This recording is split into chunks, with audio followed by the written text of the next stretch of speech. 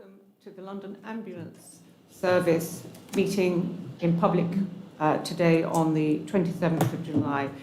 We have a number of people joining us on Zoom and the rest in the room. And apologies for the slightly late start. That was due to a security issue getting into the building.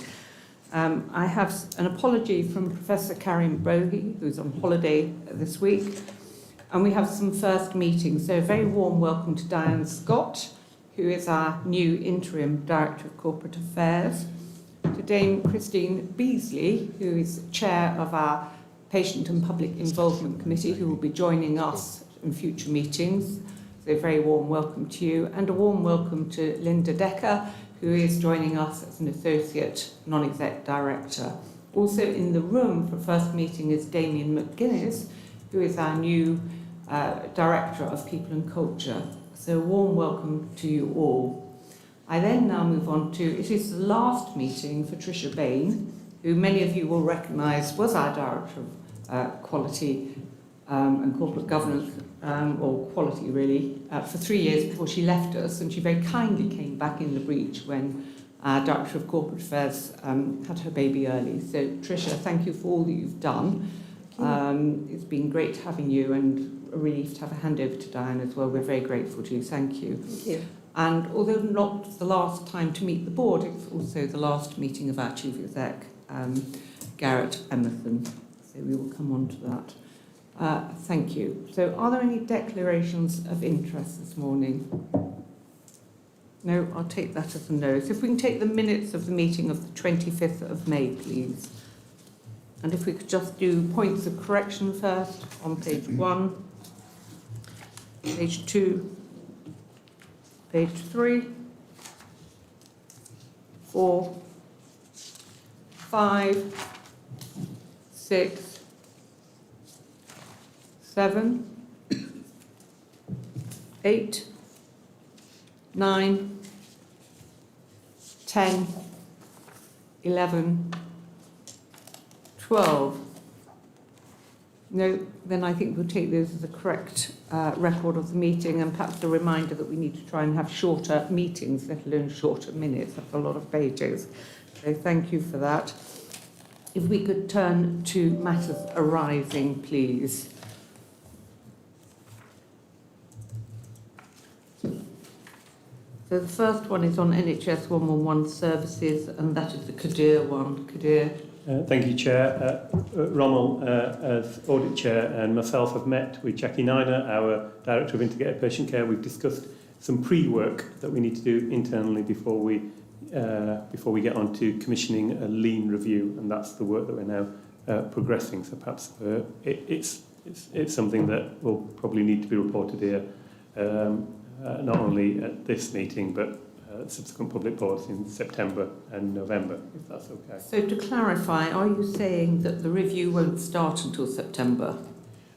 I think what we need to do first is just do the preparatory work. So until we've done that, I can't give you a view as to whether we commission the work in September or possibly slightly later. But can I perhaps work with Rommel on providing an update to the board in correspondence outside of this meeting? Sorry, work with whom? I couldn't hear. Rommel. Oh, Rommel. Okay, but I think also the finance director. Yes. Key role. The service line reporting is a financial function as much as an operational one, isn't it? No, absolutely. But this is something that seems to have lingered on.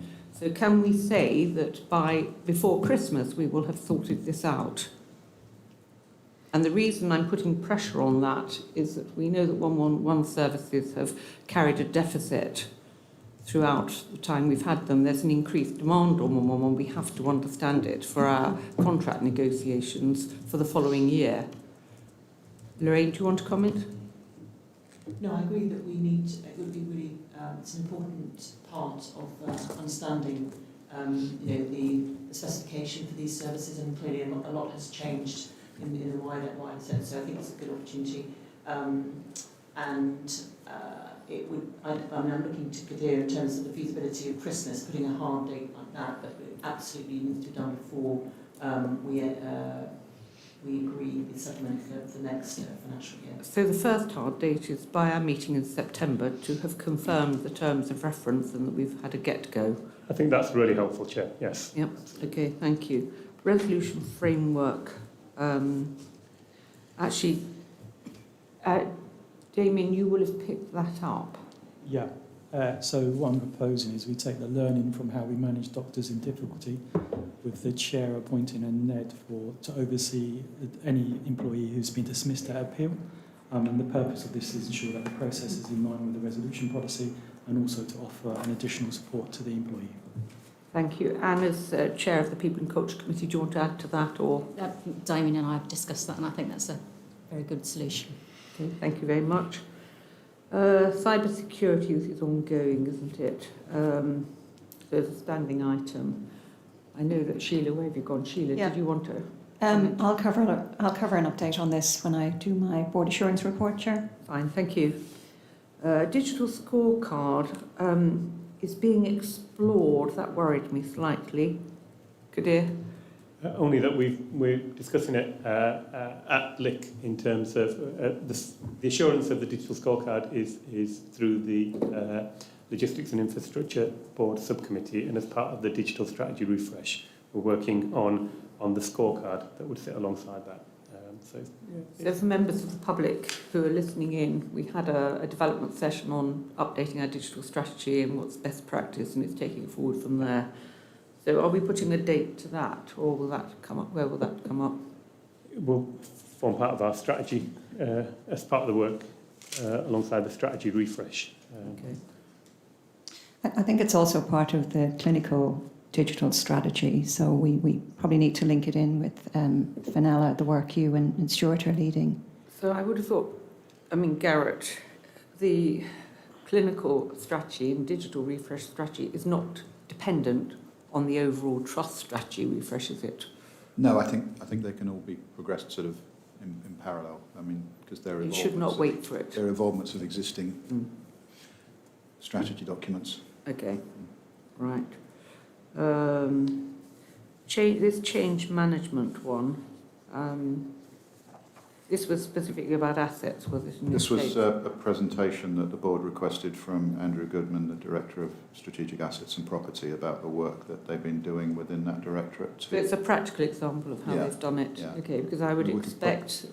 We could probably do it as a staff story at some point. Yes, that's probably a thing to do, because I would think that a change management policy and how we do it in the organisation would be something that Damien and the People and Culture Subcommittee would want to look at. Yeah. But a presentation from Andrew of the work he's done would be useful. Thank you. Chair, if I might add, I think the change management, we can take some learnings from the work Andrew's doing, but we do need to have an integrated people change management plan to align and underpin the transformation You're programmes. absolutely right, Sheila, but I think this is a subject that the People and Culture Subcommittee should address with Damien. Damien proposed what is change management with Daniel when he's here. It shouldn't be just in the AOM project, which is relatively small, really. You know, the culture change we need for change management goes across the whole of operations, whole organisation. Yeah, and when we perhaps talk about the risks, the BAF risks, maybe we can also pick it up there, because I think we suggested having an overarching transformation BAF risk, which would have a number of subcategories, one of which would be the people and change plan. Let's look at it there then, thank you. Diversity and inclusion plan. Damien, anything to add to that? It's captured in my summary. It's captured in your summary, okay. And it will be on future reports, given the importance. Good, thank you very much. Okay, and we just allowed a little bit extra so that we can spend more time on some of the topics, so that's helpful. Thank you, Vic and team, for that. So that moves us on to my report, which I will take as read. But just before I do, I just wanted to say at the beginning that the Trust has seen incredible pressures over the last 2 to 3 months, and particularly in the last week. What added to it were floods in 2 of the hospitals in London. And I think it's been evidence of really good integrated working across the system. And the chairman of BARTS, Ian Peters, sent me a note yesterday congratulating all our staff and thanking us for all the work that we've done. And I've conveyed that in an email to the directors and Garrett, and very much hope that that will be shared with everybody. And I think, Kadir, you said Brian had been the Gold Commander for that particular period. That's right. So Brian Jordan was our Gold Commander during the weekend, particularly leading up to the flooding issues at Newham and at Wicks Cross, into the early hours, and then Pauline Cramner took over yesterday. So it's been an ongoing incident for North East London colleagues, and I think we've it's a credit to our staff that we've really stepped up and supported the transfer of circa 100 patients from Wicks Cross to the Royal London as part of the evacuation. So it was an added pressure, but people stepped up to it. So well done to everybody. But in the both Garrett's and Kadir's reports, I'm sure we will talk about performance and the incredible pressure that the service has been under, which has been unprecedented. Okay, thank you. I thought it important. So two things. Firstly, as I said at the beginning, this is the last formal board meeting for our chief exec, who has overseen an not just incredible demand now, but an incredible number of unprecedented marauding terrorist attacks in London and the Grenfell fire response, and also taking us from special measures to a CQC rating of good, as well as having a strategy that, although we're going to refresh the strategy, has given us a direction to move on. So thank you to Garrett for that. For board members, as you know, it would be a development session in August. What I'm recommending, Garrett is very keen to show you some of the projects that are coming to fruition. And I thought we would arrange, maybe not on that date, but on other dates, and I'll liaise with you, some visits that we can do to go and see the fruition of that work, and then we'll meet for a lunch somewhere in Meath. So we'll come back on that, but thank you. And with all goodbyes is a hello, and from the middle of August we will be welcoming Daniel Elkeles as our chief exec. He will be coming on secondment from St Helier and Epsom St Helier Trust. He's well known in London, and we'll be having a couple of weeks handover with Garrett, and we'll start from really the beginning of September full time in the job, but getting his feet on the ground in the next few weeks. So we look forward to welcoming Daniel as well.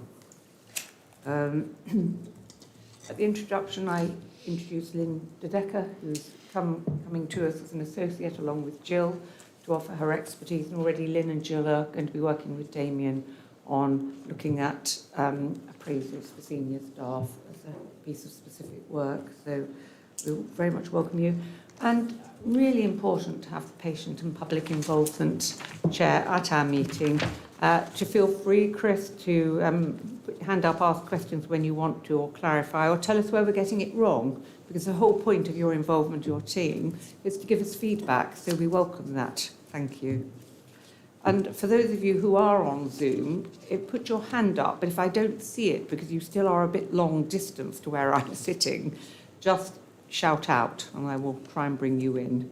And actually in the room you're quite long distance too, so you might have to deploy the same method of shouting out. Thank you. So as I mentioned earlier, we did have a digital strategy update, and I'm very grateful to Amit, and I think Sheila helped as well put that together with NHS providers, and then learning what we are actually doing. And we were all pleased to see, I think, that although we've a long way to go, a lot of our clinical developments are already using, albeit in pilot form, the digital format. So we will come back on that, because in terms of transforming care, using a digital platform is a key part to that. So that was good to see. It would be remiss of me not to mention the Health and Care Bill, which has come here as a board. Actually, it should be Bill. That's probably my writing that did that. Apologies. So we've discussed before the formation of integrated care systems and our involvement in them. The bill has now been through the House of Commons twice. Somebody's going to correct me if that's wrong. I think that's correct, in early July. And the key features of it are establishing legally based integrated care systems and other measures for supporting integrated care, which we do fully support, to fully merge NHS England and NHS Improvement, to make changes to procurement, and to set up a health and safety investigation board. And as previously reported, we are currently involved in the integrated care systems, but there are 5 for us, and along with the Ambulance Trust Chief Execs and Chairs, there is a proposed approach that is still being pursued, which is about asking for a regional board for commissioning and capital allocation for each of the ambulance services, and an approach to urgent care that has some consistency across the region. That is yet to be agreed, but it is still a position that we support, although our preferred position, although recognising at this stage it's a long shot, would be to be an integrated care system ourselves. And I have to say the recent demand, our ability to respond, all the things that we're seeing emphasise the need for a real focus on commissioning of ambulance services and 111 services, which we tend not to get even with a very good lead provider. So are there any questions on my report or on the health bill? If not, I shall move on then, and we will take the Chief Executive's report. Garrett. Thank you, Heather.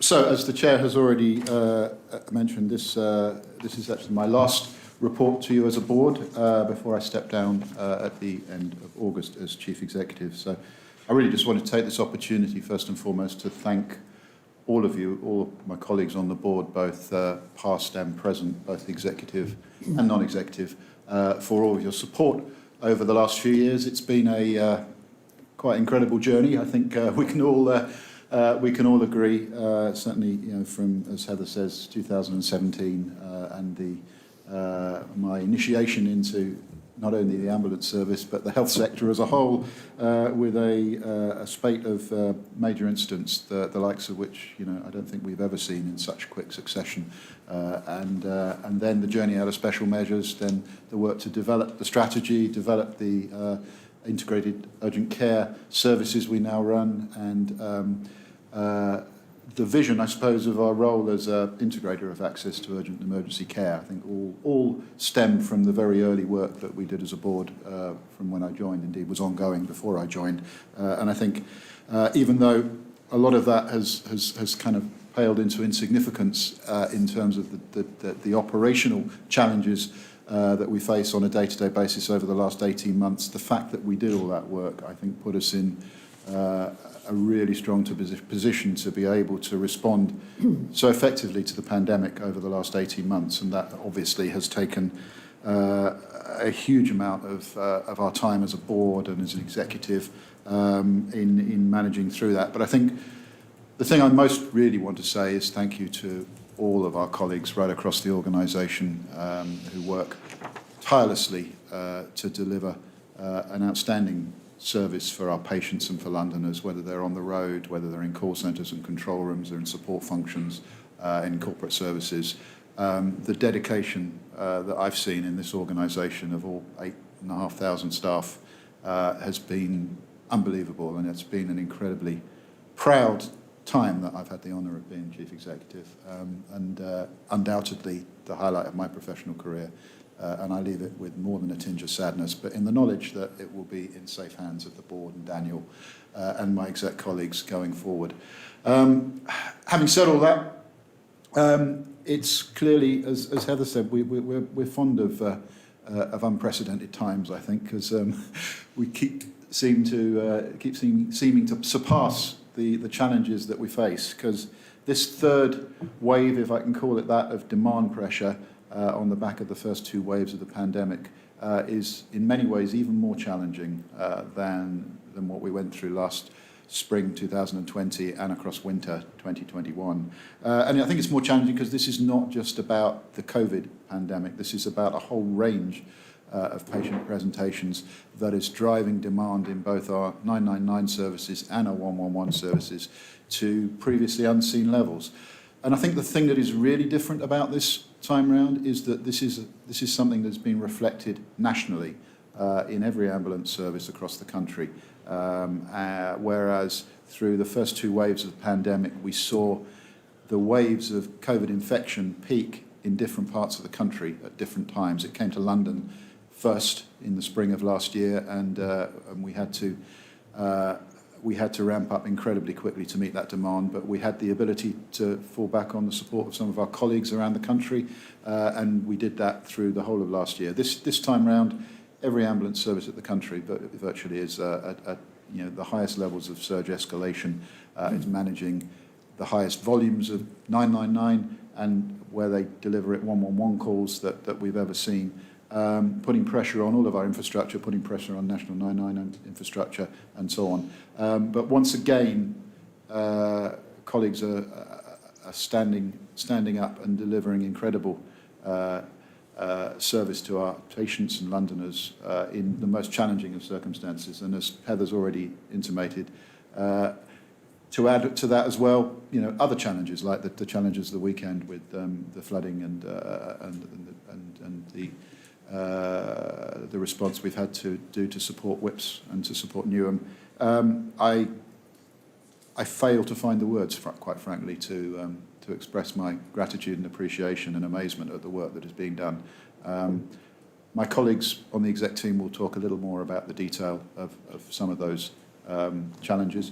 But I think, apart from that, Heather, I'd just like to table the report as presented. Thank you very much. Are there any questions to Garrett, please? Yes, is that Jill? Yes, thanks very much, Heather. So I've got a little bit of an echo. Can you hear me okay? It's fine, thank you. Yeah, okay. No, it's really interesting to hear that, Garrett. And I realise that there were kind of lots of contributing factors with the floods and everything. I just wondered, do you think we see any emerging change in behaviour with people more likely to call 111 or 999 than actually go into A&E or go to the hospitals or doctors? I just wondered if through the pandemics people have started to change their behaviours. We've asked Fenella to answer, do you think? Yes, yeah.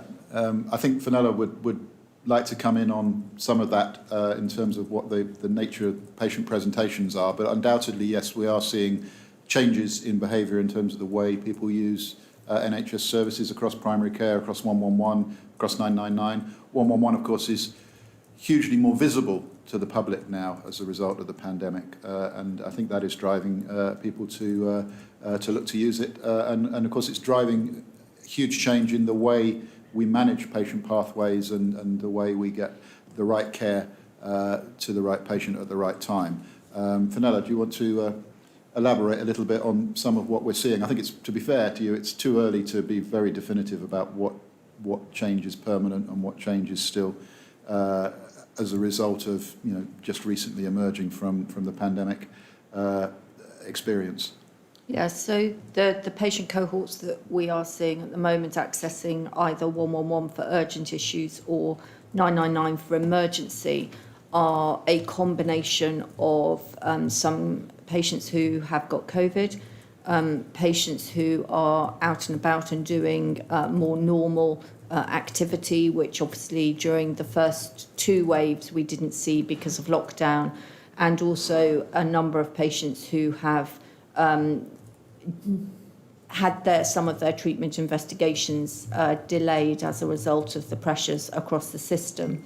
What we are finding is that the 111 First programme is encouraging patients to access telephone assessment before they go into an emergency department or an urgent treatment centre, which enables many patients to get a really good assessment and get their definitive care over the phone. But we are beginning to see more patients who want a face-to-face assessment, and that then drives up the pressure within the urgent treatment centres and the emergency departments, because many patients have had many online consultations and are wanting somebody to be able to see them face-to-face.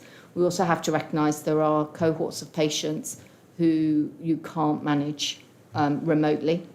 So although we are across the whole of London enabling as many patients as possible to be assessed and managed remotely with really high quality care, there are patients where a face-to-face consultation and examination is required. So it's very much more a mixture of patients this time, as opposed to during COVID wave 1 in particular. It was a lot of COVID patients. COVID wave 2 was a lot of acutely sick COVID patients. We're now seeing what we call the undifferentiated patients, so a wide range of patients who are presenting with lots of different conditions, and we're putting in as many pathways as we can to get them the right care in the right place, as Garrett said, as opposed to the default of an emergency department.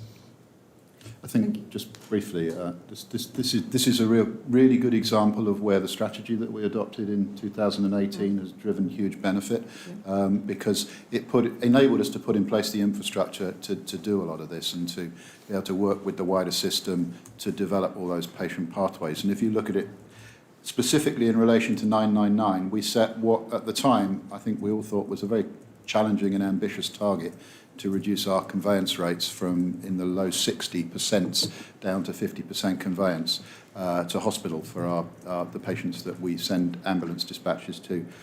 Today we are pretty much achieving that on a consistent basis, just over 50% conveyance rate to hospitals. We're taking fewer patients to hospital now than we were 3 years ago, in spite of the huge increases in demand. And that's down to a huge amount of work on infrastructure. It's down to a lot of the pioneer services, the development of things like mental health cars and so on, the training and development of our clinicians on the road, and the incredible work that's done in the clinical hubs in the EOCs to triage patients and look at the most appropriate forms of care. All of that has been truly invaluable, I think, in terms of enabling us to deal with this demand when physical ambulance services are a premium. Had we been attempting to respond to these levels of demand with the kind of conveyance rates and the kind of strategy and approach we had 4 or 5 years ago, it would have been even more challenging than it is today.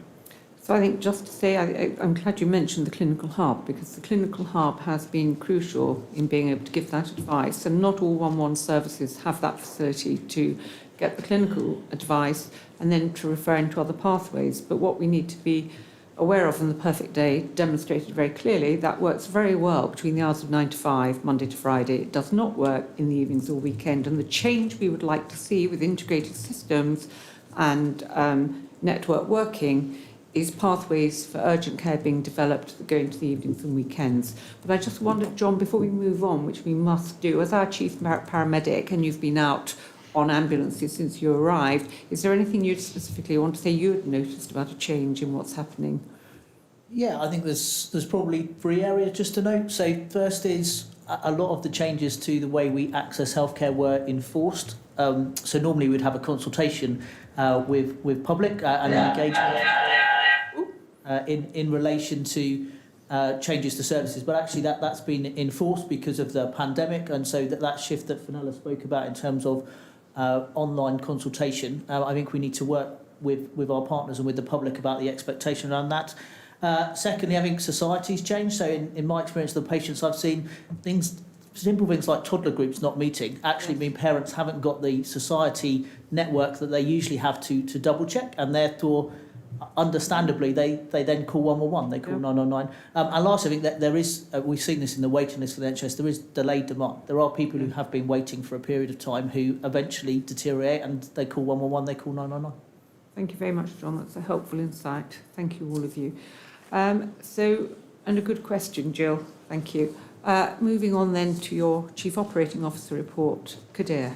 Thank you, Chair. So if I take the report as read, but recognising that the report is a point in time, just to pick up and build on the points already made. So at present, July 2021 is forecast to be the second busiest month in the LAS's history, only surpassed by March 20, which was essentially the eye of the storm during wave 1 of the COVID pandemic. So noting everything in the report, just recognising the operational pressures that we currently are under and remain under, and the actions that we've set out within the current report.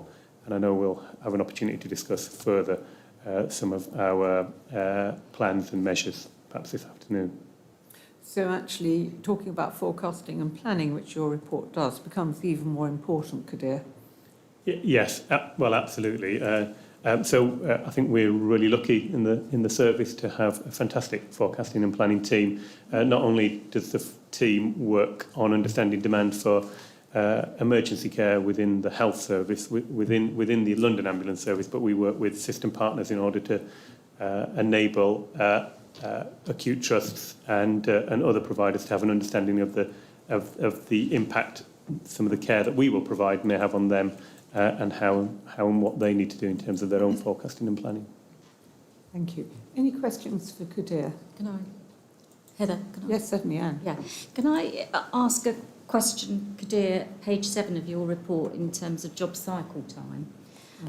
So two questions. So obviously job cycle time is the thing that drives the capacity overall. And we've got a target of 89 to 90 minutes, and we're currently at 100.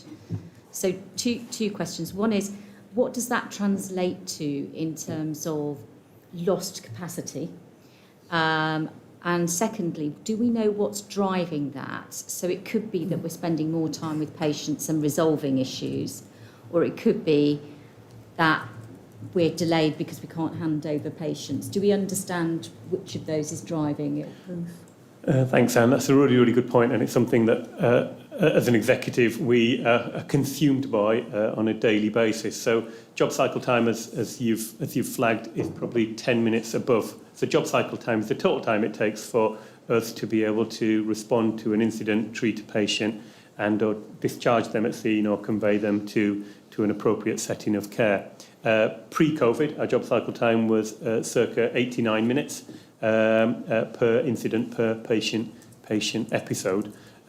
Post-COVID, and what we've seen during COVID, it's about 100 minutes, so it's another 10 minutes. Now, although 10 minutes within the health service and the health within a health context may not appear to be a significant difference, if you times 10 minutes by 3,000 incidents, which is how many patients we see and treat on a daily basis, it counts to about 30,000 minutes. It's just in terms of crude maths, I think that's about 500 hours of lost time. I think that equates to something in the region of between 10 and 20 ambulances on any given hour that we are probably under that are unavailable for patient care. So it does have a significant. Yes, Heather. Sorry, isn't the answer, it is both to Anne's question. We have delays at hospital, and we're working with those hospitals specifically to cohort and do different things. But it's also the case, and John anecdotally feeds this back to me when he's out on an ambulance, that it takes longer to get people into systems to sort them out. And there's cost-benefit analysis. Say anybody we take to hospital, the hospital gets, I don't know, it used to be £100 or something for just arriving without treating. And I think there's something about, if the system would like us not to convey, and we're not conveying as many people, then what is the value of not conveying? Because it will increase our time on scene. And I don't think we quite understand that yet. Well, so I was just quantifying the difference in that 10 minutes makes. So it makes between 10 and 20 ambulances. But you're absolutely right, Chair. The two biggest drivers to that job cycle time increasing are on-scene time and handover at hospital. And is that on-scene time because we are doing more with patients, or is that because we're trying to get them into the right part? Quite a bit of the on-scene time increase is due to donning and doffing PPE, which is obviously something we weren't doing routinely prior to the pandemic, but we are now. On-scene times with patients that we don't convey to hospital are significantly longer. However, you don't have the second half of the job cycle time because you don't have the conveyance to hospital and the turnaround at hospital. So actually, the overall job cycle time for seeing and treating patients is significantly less than for conveyance. Yes. But the on-scene time is longer. And just Chair, and John is actually leading a piece of work to review our job cycle time and to understand how, through a quality improvement approach, we could potentially look to reduce it. Yeah, so we started that piece of work 2 weeks ago. To answer your question, we've got very limited data on what actually happens once you arrive on scene to when you leave scene. but actually the electronic patient care record is a good way of starting to pull that out, which we haven't had historically. So it has been 2 timestamps that we're now going to be able to Okay. explore those areas. It's just important for the planning round, I Yeah. think. in terms But I think of- the hypothesis that I put is that when I arrived, job cycle time was a really significant measure, and I think it's less of a definitive measure now because of the issues that everybody's raised. It's a measure, but it hides a big change in the service delivery. So, but when do you report on that piece of work then, John? We're taking a collaborative inquiry quality improvement approach, so we're going to be doing it on weekly cycles. So happy to report on a weekly basis, but I think for a board it'll be the next time round, so in 2 months' time. Okay, thank you. Fine. That sounded all very modern and I'm sure very appropriate. Thank you. Okay, so any more questions for Kadir? There's a lot in that report. Just worth noting, Chair, even within the midst of the extraordinary and extreme pressures we've been under, hopefully colleagues will be able to recognise that we're still trying to make progress on the wider transformation agenda, be it infrastructure, be it estate, recognising that we have seen some delays in some of the delivery of those transformation programmes due to the extraordinary Your demand. message is there's a lot going on everywhere. Exactly. All right, okay, thank you. And that is true. Thank you very much. So we now move to our integrated performance report, and for those who are new to it, we take that as read, but we look at the different areas in sections. So quality and clinical care first, people and culture, finance and audit, and then logistics and infrastructure. And I take a report from the executive and then the non-executive, who is the assurance lead for that committee. So starting off with quality and clinical care, please. Thank you, Chair. So just a few items from the report which I will draw to your attention. First is that the CQC launched their new strategy on the 27th of May, focusing on 4 areas, so people and communities, smarter regulation, safety through learning and accelerating quality improvement. And the key bit I want to draw your attention to is working together as a system, Yes. and as we are assessed in the next round. We continue to meet with the CQC on a regular basis, and myself, Fenella and Tricia met for 2 hours with the CQC on the 13th of July.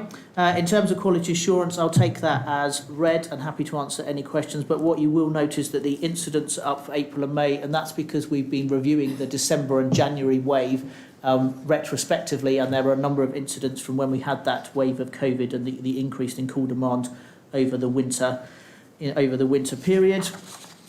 Some positive assurance there around our hand hygiene levels at 96%, our public engagement, and want to note that for AMPDS, so that's the acronym for our call taking system within the 999 service, we've been through our re-accreditation for that, and we've been continued to be accredited as a centre of excellence for call handling for 999, which is good assurance. A number of extra bits in my report this time round in terms of clinical education, highlighting our partnerships with higher education institutes. I'm very happy to take questions on that, but increased development and new partnerships with both the University of Cumbria and Buckinghamshire New University. I've put in my leadership at the end. I think important note for all of us as executive and non-executive directors that being out and about, subject to infection prevention control within a pandemic is important, and that visibility and being able to hear from our frontline staff is key. And this was obviously a report based on May's data. We're in wave 3 very much of COVID now, and the Directorate continues to support that. So thank you, John, and I'm sure you'd like to take questions on all of it. Just say that looking through this with Diane and seeing the amount of times you've been out and about is exemplary, but as we lift our COVID restrictions, we need to make sure that everybody has visibility out, and I would ask that we report regularly on all directorates, non-exec and exec, and for new people on the board, we have to find a way of doing that safely. Our visit in August could do a bit of that, I think. But it is important that we keep in touch with the front line and not just leave it all to John and Fenella. Yeah. So that's everybody, whatever the function. But thank you. Do you want to say a bit more about education? Because I know Cumbria is very good at the apprenticeship work, isn't it? And that's key to our manpower planning, I think. So talk to us a little bit more about that, and then let's take questions. Yeah, so we have 2 primary routes into the organisation. The non-registrant, so we run that internally, so that's the emergency ambulance crew and the new associate programme. Our new education centres run that. And then if you want to be a Paramedic, the two routes are either coming via our Higher Education Institute, which we've historically worked with 5, Hertfordshire, Greenwich, North West London that run a Masters. That's fairly unique in the country. Greenwich University of Hertfordshire, Anglia Ruskin. The University of Cumbria programme is our apprenticeship programme. So that's for our internal staff who want to move from being a non-registrant into a registrant. So really important for career development and opportunity. You can see the numbers within my report. It means that the LAS Academy programme comes to an end, which we've run historically. That's because the regulator, the Healthcare and Professions Council, has changed the level of threshold for paramedics, which is good for patient care and good for development of the profession. But that means that that programme comes to an end. So there is an internal progression route. It's via Cumbria and it's apprenticeship funded. So that's good. I've noted the extra programme we're just launching with Buckinghamshire New University. They'll get their first students in January 2022. So they're just being recruited now. Good, thank you. So questions for John? John, sorry, I just had a question just on the education. So I'm just trying to get a sense of a baseline. So 917 students in this currently. And what does good look like? Is that a good number, or should we be targeting a much higher number of students through these university programs? So the number has been increasing. So our plan this year in our workforce plan is to recruit 479 paramedics. That's the number we need to get us to our increased headcount. Our plan to do that would be 70 internal from London, 162 graduates and 247 international paramedics. So I think if you think about 900 odd split across 3 years, that'll be about 300 coming out. So we're still short of what we need if we weren't using international paramedics as part of our plan. So the question really, Sheila, is what's our balance between international paramedics and ones that we want to develop within London? If we want them all to come from London universities, the number needs to go up. Again, there's obviously a 3-year lead into that, and those numbers have been increasing. And I'm just in negotiations about what are the right numbers for what will be effectively 4 years' time, because it's next commissioning round. I know Kadir wants to come in, but for any international paramedics listening in, we are very grateful to the contribution you Absolutely. make. We need you, and we will always need some of you, but we need to be resilient, which means we cannot be dependent totally on having people, or as much as we have in the past. But do not think you're not wanted. You are very much wanted and appreciated wherever you're from internationally, so thank you. Kadir, you wanted to come in. I was just wondering whether there was a broader point in terms of what is the right level of establishment of our patient-facing clinical workforce. And I think the demand profile over the last 2 years has been so volatile. Our objective has been to rapidly grow our clinical workforce, and to do that and to maximise that. So the plan that essentially I think John has set out is the maximum number of clinicians that we think we can recruit, train and deploy over the 12-18-month period that the plan covers. I think there's a broader conversation as part of kind of business planning more generally about what is the operating model. What's our clinical strategy, what's our operating model, what is the medium-term requirement of in terms of sizing our clinical workforce, which I don't think we've got yet. And I think it links to the conversation that Anne raised as well, because crudely a 10% increase in job cycle time will require Kadir to put in 10% more resources and people on the road to deliver the same amount of care to the same number of people. So there's a whole number of moving parts at the moment in this. And it would require the commissioners to decide they'd like to commission that, which is why, again, very difficult working with 5 ICSs, which is why we are really, as an ambulance sector, looking for the one regional board as a fallback position. Thank you. But I think, John, really helpful to have your... I think we've only just begun since your appointment to hear on the education side in such detail, so really grateful to have that. Thank you. Keep going. Good. Okay. Anything else for John? Anybody? No? So thank you. So that takes us then to Dr. Mark Spencer, who chairs the Quality Subcommittee of the Board, for his assurance report. Mark, over to you. Sorry. Fenella's got her hand up? Fenella's got her report. Fenella, beg your pardon, I couldn't see. Have you got your hand up? Do you want me to do my report? I beg your pardon, I do. Fenella, please do your report. Sorry, thank you. That's right, no problem. Sorry, Mark, too. I'll take the report as read. The report primarily focuses on the work that we're doing to maintain safety across the organisation, as at a time when, as we've already discussed, we're seeing ever increasing demand on both the integrated urgent care service and the 999 side of the service, and how we can work across the system to develop the pathways, develop the opportunities for patients to receive the best possible care in the best place for their clinical condition and not default to emergency departments. So since I last wrote an update, we have made significant progress on the same day emergency care, which is really important. And the focus for the clinical directorate and myself has been around supporting the clinical hub and the clinical assessment service to ensure that we can provide senior clinical support 24 hours a day for our clinicians out on the road, to enable the paramedics working on the hub to focus on calling patients and seeing what we can do to help them where there are some delays. I'm pleased to report that research has started again, and we have started the CRASH 4 trial, which is a really important research trial to look at the administration of a drug intramuscularly, so it doesn't require a drip to be put up, for patients who have got minor head injuries, because there's really good evidence that we can improve their outcomes.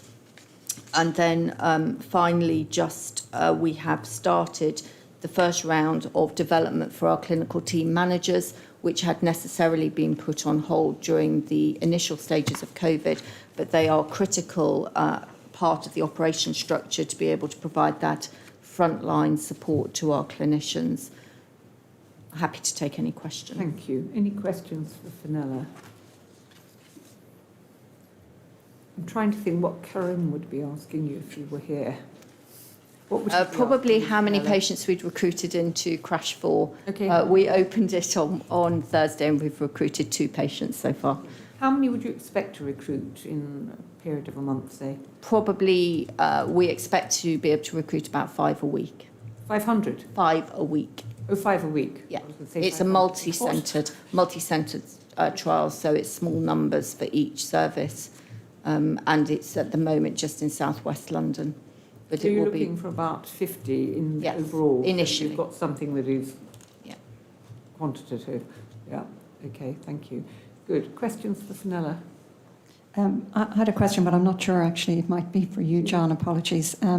Just in convene the patient scorecard, when we talk about the number of overdue incidents, and we say that that's decreasing, or it's decreased 12% from April to May, is the trend continuing, that we're managing to catch up, or are we seeing that actually, as a consequence of things opening up, we're seeing the backlog continuing to increase? No, it continues to come down. So overdue incidents are where an incident's been put in, and obviously we had more incidents over the winter period, so the count was high. It's where the managers then go back in post-investigation and close the incident off. I think I put in the report that 86% were no harm incidents, which doesn't mean they don't need investigating and we want to do the learning, but they're the ones that remain open. Serious incidents, managers do investigate quickly and get closed. It has continued to come down, but with the extra pressures we're seeing at the moment, it's local managers that investigate, and most of them are out clinically at the moment. So I'd expect the number to continue coming down, but the rate of that will be slower than we saw in the last period. So the 12% decrease was because we had increased focus. So, John, from recall, a couple of the factors of the no harm or low harm would be the number of incidents reported from call handling, and whether we've got a real understanding of that, and how much is public wanting to get a different response as opposed to, public education, what's there, and equipment missing. Yeah. And we should really, as we said before, get some targets to get equipment missing right down, because not having very basic equipment on an ambulance isn't acceptable, is it? And it goes back to when we have make ready, having everything on the ambulance and the paramedic not needing to take time to check it. What I hear from the staff group is they don't have that confidence yet. They feel that they need to personally check. So where are we on that?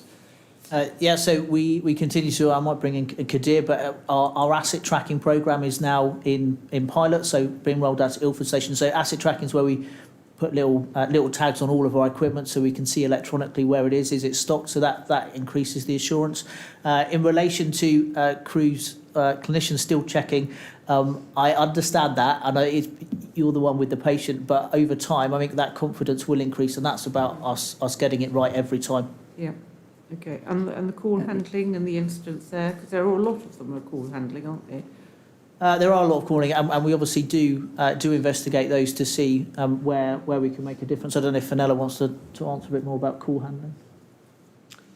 Yes, so there's quite a lot of work going on at a national level at the minute to understand what's driving patients to end up in the categories that they are, because we need to make sure that we treat the patient for the patient condition rather than because of the category that they come out of. That's important. Thank you.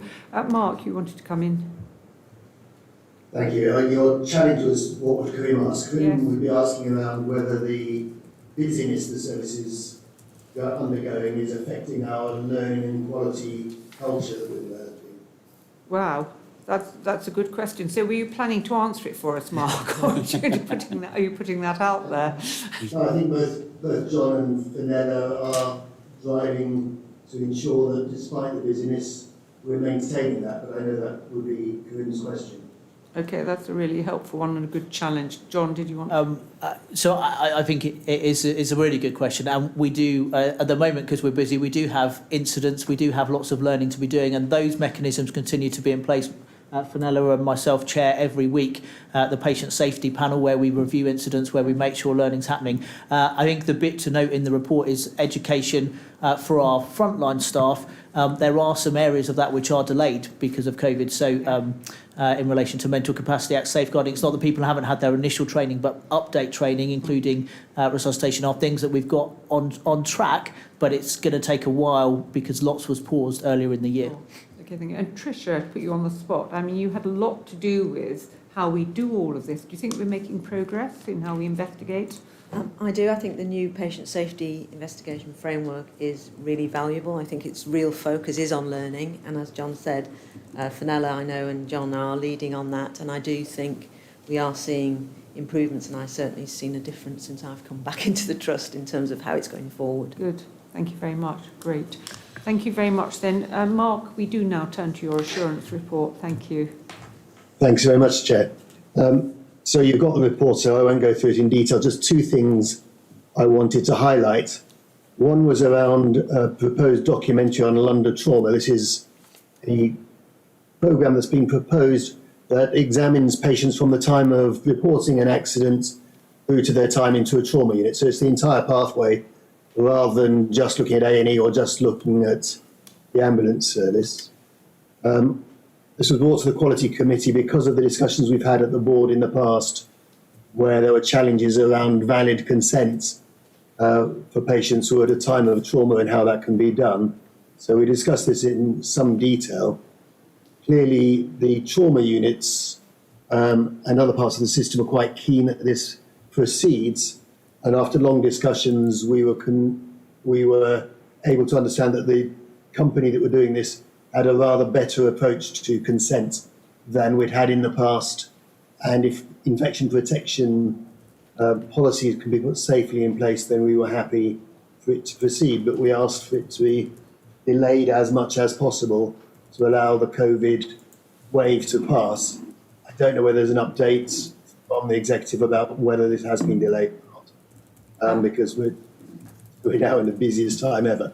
Okay, thank you. Fenella, is there anything to add to that or not? Yes, so the advice that we got from our head of infection prevention control as a specialist advisor was that it would not be appropriate at this time to have additional colleagues working with us in the back of ambulances because of the confined space and the increase in COVID, and unfortunately, because of time constraints for the production company, they needed to get on with filming. The hospitals obviously have much bigger footprints and able to socially distance, so filming has commenced in the hospitals, not in the pre-hospital situation with us. We've done the right thing for patients, so that's good to hear. So difficult decision, but thank you. Mark, anything else on your report? Just to highlight very briefly, infection protection control, there's a new framework nationally which we're working to. There's been an internal audit on this also, which was reported to the last Audit Committee. Yeah. So we'll be bringing this back to the Quality Committee in the next meeting. Thank you. Okay, thank you very much. Any questions for Mark? No? Okay, so thank you, Mark. That takes us to People and Culture. Damien, your first report, and then Anne on the quality assurance. So, Thank you, Damien. Chair. I'll take it as read, but in light of the operational pressure this month, I'm just going to highlight some key aspects. Firstly, isolation. As per our neighbouring trusts in the NHS and various industries, this has been extremely challenging, but just to assure the board, we are now following national guidance, which is effectively the same to our test and release programme. The staff has been advised to isolate who are frontline, have been double vaccinated, will be able to return to a negative, will be able to return after a negative PCR test on the requirement they take 7 days of lateral flow testing. So that is operational now, as of today. We've had a slight decrease, this absence has been static in April and May and effectively June as well.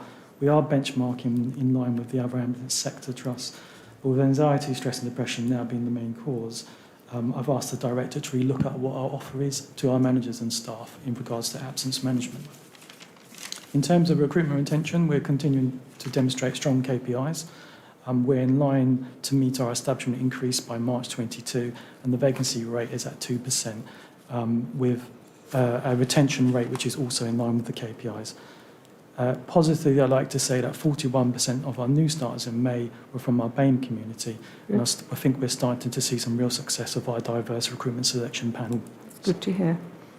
I think one aspect of concern is we surveyed our international paramedics in light of the KPIs being strong, but viewing the pressure on them.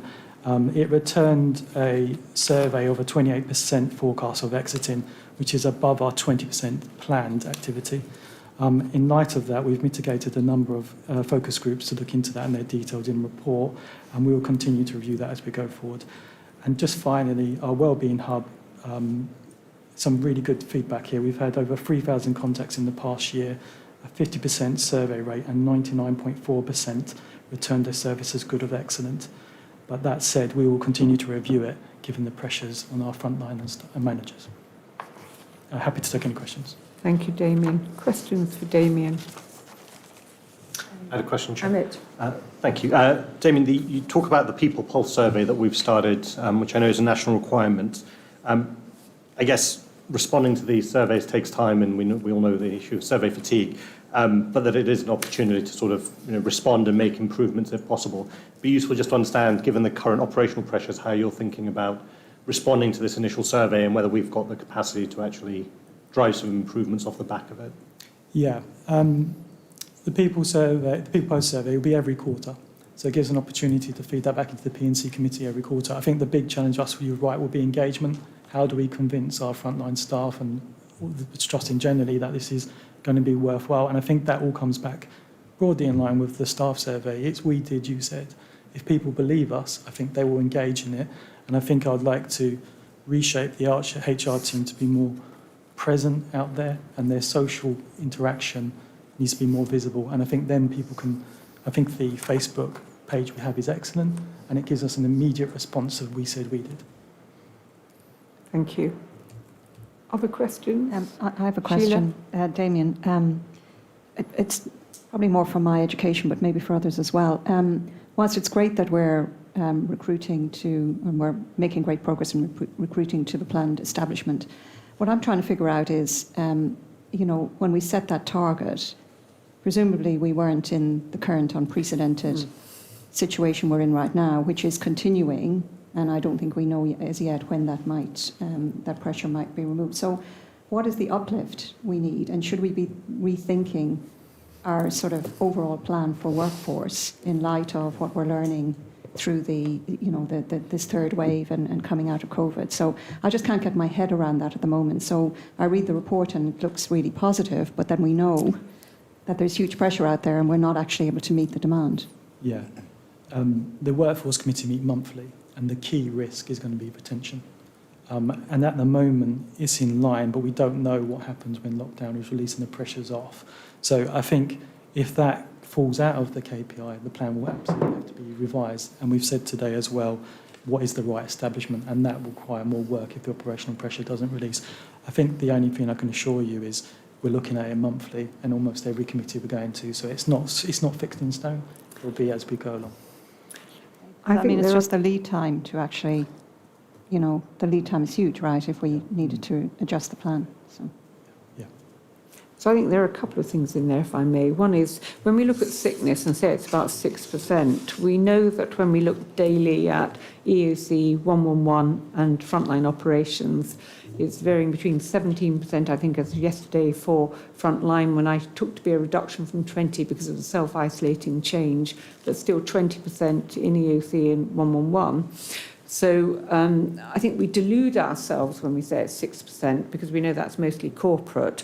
So if we get our sickness down, what level of performance? If we reduced our sickness of frontline down by 2%, what extra activity will be put out there? And the other thing I think would be good to understand, and it takes finance as well, we have a lot of overtime, and that if we understood what that overtime was, and I fully understand that paramedics will probably want to do some overtime to supplement their salaries because they're not great. But I think we have some astronomical levels which would be better converted into whole-time people, and it would be useful to understand that, which is why I've asked for another payroll run as a bit of an executive thing to do, but I think it just would be useful to look at it to see who's earning what, to get the balance and put that back into people and culture. Yeah. Just come in a couple of things. I think there are some shifts here. We have seen something of an increase in our levels of regular, for want of a better phrase, sickness as opposed to COVID. The COVID isolations for assurance to the board appear now to be falling back down, which is good news. But the underlying levels of sickness have increased over the last 12 months. I won't ask Damien the answer because I know he doesn't have it yet from the team, but we are looking into understanding some of the reasons for that so that we can relate it back, and also to do some benchmarking, because historically our sickness levels weren't the best across the ambulance service, but they were, I think, the second best. So we have had reasonably low levels of sickness relative to other sections of the ambulance service, not relative to the rest of the NHS. So, yeah. And there is we think the opportunity to do a lot more going forward, and it relates very much into that operational sort of quantum. I think the other thing about overtime is, again, we did a lot of work over the 2 to 3 years prior to the pandemic to reduce levels of overtime with increased staffing, getting ourselves up to what was our old establishment, and our levels up until March of last year were actually very low, but of course they have gone up hugely over the last 12 to 18 months because of the pandemic response.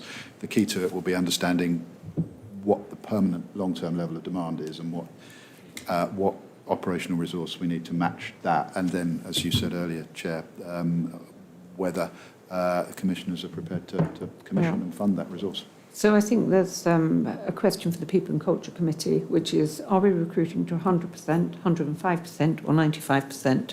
And, when I walked into this place, we were recruiting to 90% and had a big shortfall of staff. And I just think we need to be absolutely clear what it is we're doing, given the turnover and everything else we're dealing with in demand. And then I defer to Damien and Anne, who are much more current than me, but the NHS norm for people who don't know of sickness is 3% still? About 3%? A little bit higher than that. 3 to 4%. And I know in Jill and Lynn in particular, it's probably 2% in your sector or less. In ambulance sectors, it's been around 5%, and we had been up to 7%. COVID has altered all of that, but we should be trying to work towards best practice. And that would save us a lot of money and allow us to recruit more people, if we could find them. But then your apprenticeship scheme helps with all of that. So a useful report. Damien, thank you. Anne, over to you. Yes, thank you, Chair. So people have got the report. There's a few things to just highlight. We had an important discussion about culture, diversity and inclusion. There's been a huge amount of work done on that. And there's a lot of actions in train. And we asked that a report come back to the next meeting looking at the implementation plan, but in particular through Damien to look at should we prioritise our energies on a few high impact actions, and can we do a bit of a root cause analysis in terms of what's really driving the scores that we have, and what are of all the things that we have now identified we could do, What will you do? what will we choose? Because at the moment it's a very big plan, and we think it probably needs prioritising. To the discussion we just had on sickness and well-being, we discussed the occupational health tender. So members will know that process is ongoing, but is absolutely critical to tackling some of the sickness issues we've just been discussing. There's a key decision point for us in September, because to remind people in terms of our own contract, we need to make a decision about what route we're going to go through. There is, referred to in the paper, a discussion underway with partners in North West London. And I think the decision for us will be, do we go with that, or do we need to parallel that with an open procurement? And so that decision will need to be taken in September, and we'll bring it back to this committee. And then lastly, just to report exactly the discussion that we've just had about the need to think about the strategy refresh that will commence, what that means for the people plan, and in particular to understand what the clinical model is, how that relates to the staffing numbers that are needed, what we see as the sources of supply, and then what does that mean in terms of commissioning. So Damien and I are starting to flesh out the process by which we will get to a refreshed people plan that will underpin all of that. That sounds very comprehensive. Any questions for Anne, or back to Damien? Did somebody have their hand up? Oh yes, sorry, it's a bit long distance. Lynn. Apologies for that. Yeah, it's a question to Anne and Damien. You mentioned it, Anne, this is such a huge culture, diversity, inclusion plan. Like, if you would need to choose 3 priorities, what would they be? Because it's such an important plan, but we could try to boil the ocean if we don't pay attention here. That's Damien. Do you want to start with that? So I think we're looking. I think our well-being offer is critical. And then I think if I go to the kind of We Belong strategy as well, it's our resolution hub, because that effectively will drive a lot of cultural change. And I'm also looking, an area I'm really keen on is what is our offer to the business in a more business context. So do we understand the business, and can we influence culture that way? And that's really a refresh of the HR business partnering service that we would offer to the trust. Yeah. And in line with that, then you should see some gains in sickness absence.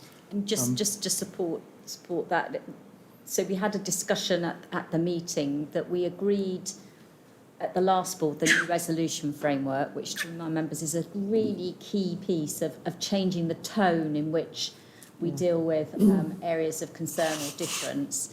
The difficulty we've got is there's a large number of cases that are still being dealt with using the old framework. And so we had some fairly robust challenge at the meeting, and through Damien we've asked for the next meeting a plan for what's the plan to resolve outstanding cases, because I think until we can get wholly into the spirit of the new approach, it's difficult if what people are experiencing in part is the old approach. So I'm just going to throw in again, something I've thrown in before, is the equivalent of a knives amnesty approach to these cases that are long, because we keep hearing they're solved and then they're not solved, so it leaves that with you. But I think it's also important, Damien, to feed back to Katie and her team that you focused on the success of well-being, and when I meet with staff and the Volunteers Council, they also say how supportive they find it, and it's been a real success in the organisation. So I think we should, for all the foibles that we have, it's a success story that we need to build on. So well done to everybody. Thank you, Chair. I'll let her know. Okay. Thank you. All right. So thank you for that. Lots to do in the people and culture area. No surprises there. Right. So moving on to finance report. Finance and Audit, starting with Lorraine, your report, please. Thank you, Chair.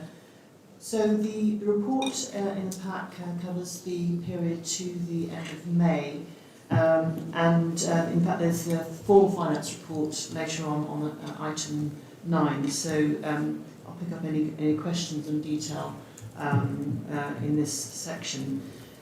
Just to remind the public and board that we're still operating under an adjusted financial framework which funds our expenditure through fixed block payments via North West London. So I just want to draw out a couple of points. So the position for month 2 delivered a small surplus and was in line with the plan, and we have a 6-month plan to break even. I think one of the things I want to draw out is the capital position. As you'll recall, we stood up and doubled our capital investment last year, and it is a fact that we need to continue to invest in capital ahead of our historic sort of internally generated level. So we will be bringing to the board the approval of the capital plan. As things stand, we have been successful in identifying some further sources of funding for the capital since we last reported. So I'm pleased to confirm that we have a plan of 35 million, of which we now need to secure a further 8 million to fund our full ambition.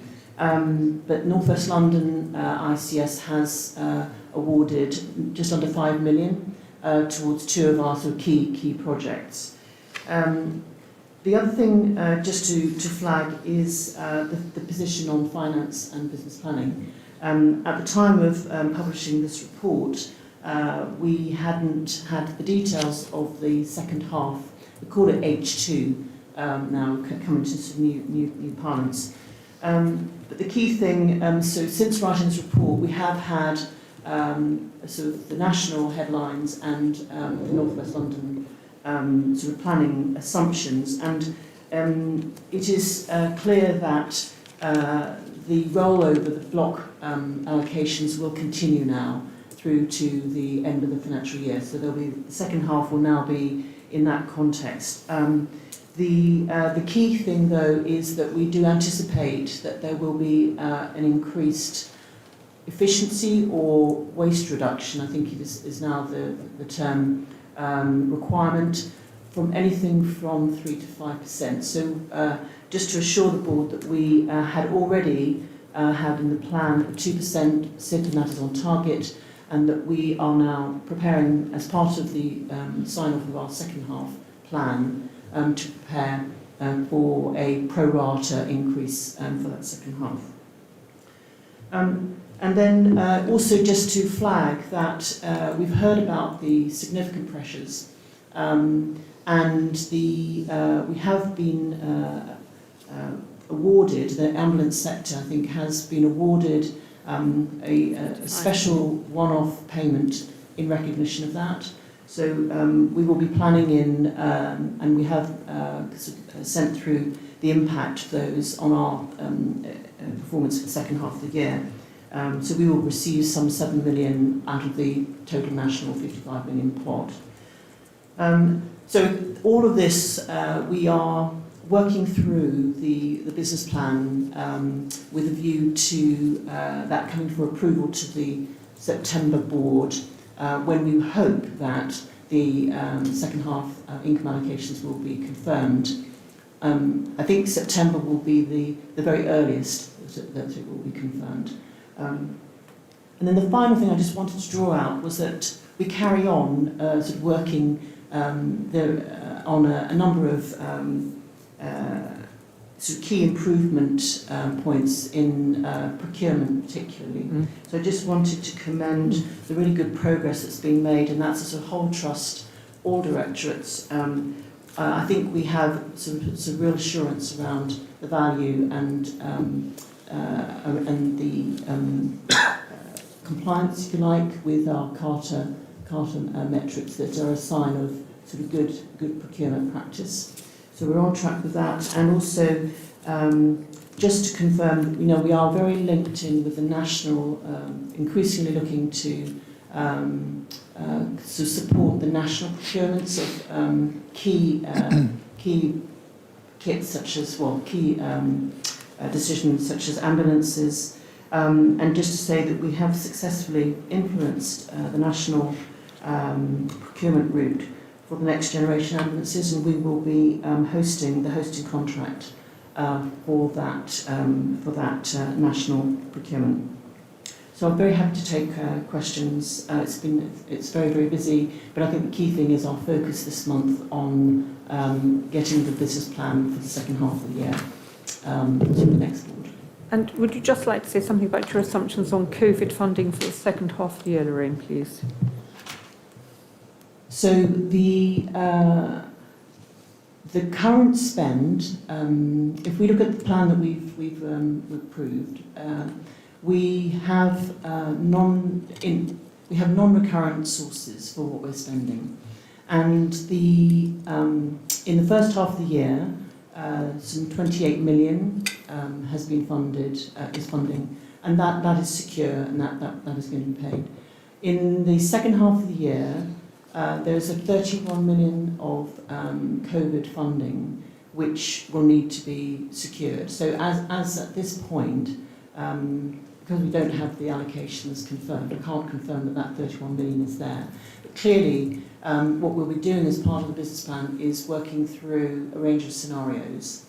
And we are working with North West London ICS and with the London region to establish what, as Garrett has alluded to earlier, what is the specification that and the level of resilience that London and the ICS actually require of the ambulance service. And clearly that's going to be a key point for moving into the 22-23 when we come back to sort of contracting. Okay, thank you. Are there other questions for Lorraine? I'd just like to underline the great work, Lorraine, that the procurement team and yourself are doing. I think it really is fantastic to see the transformation. And sitting on the FIC, I've had the privilege of hearing from Nick and seeing the progress that the team is making. So I just think it's worthy to note that and recognise the great work. So thank you. Yeah, well said, Sheila, because it is a significant change in the procurement team's ability and the trust's ability to respond and conform. Still some way to go in one or two areas, but it is really good progress. It's done really well. Okay, shall we move then to Amit as Chair of FIC's report, Finance and Investment Committee? Thank you, Chair. I think Lorraine's actually already covered a lot of this, including the discussion around the financial plan and H2 planning. Just a couple of things to highlight. One is that the capital plan for this financial year did come to the Finance and Investment Committee. We had a good detailed breakdown of the projects, bucketed into sort of, the must-dos and the additional business case, additional projects that would be implemented subject to additional financing being available. After a fair amount of discussion, I think the Finance and Investment Committee was happy to recommend that capital plan for approval by the board, subject to asking the executive just to confirm that they had addressed trust risks whilst making their prioritisation discussion. I know that Lorraine will pick that up this afternoon, so we were that was a good discussion. The other thing to flag is, given the level of capital plans we're trying to put in place, there was a discussion around potentially needing a bridging loan to cover the fact that we would be spending capital on our new ambulance deployment centre that we're building this year, and that the sale from some other assets would not happen until the next financial year. And a bridging loan was one solution, although not the only solution to covering that gap in cash flow. Again, we had a good discussion about this, and again, I think the Finance Committee was happy to recommend that the loan be looked into, subject to some specific questions that were raised, particularly by Jill, being answered before being in a position to finally recommend it to the board for approval. And I don't know whether Lorraine is an update for now, but I don't think we need the loan, do we? Well, I think it is the case that it's not necessarily straightforward. There is a lot of cash in the system. I think what we'd like to do is to look at the possibility of ICS brokerage, because I think the track record is that we do actually deliver on the plans, and we have a very good track record of actually spending our capital. That isn't necessarily the case in other parts. So we think, given the size, in discussion with the North West London ICS, he's happy to support that line of inquiry first. So not for now, but I'm sure Lynn and Jill will be asking from their external perspective what are the terms of brokerage from an internal system, but we can pick that up this afternoon. But they would be pertinent questions. Okay, thank you very much. Any questions for Amit? No?